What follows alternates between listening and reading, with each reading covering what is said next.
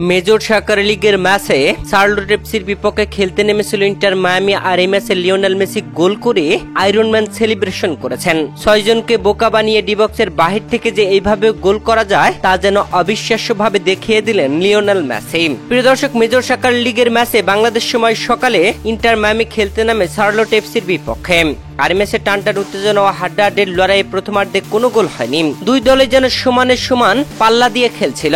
তবে ম্যাচের 57তম মিনিটে একটি গোল হজম করে বসে লিওনেল মেসিরা। আর এই গোল হজমে পিছিয়ে পড়া ইন্টার মিয়ামিকে সমতায় ফিরিয়েছেন লিওনেল মেসি। ম্যাচের 66তম মিনিটে দুর্দান্তভাবে ডিবক্সের বাহির থেকে 6 জনকে কাটিয়ে বোকা বানিয়ে গোল আদায় করে নেন লিওনেল মেসি।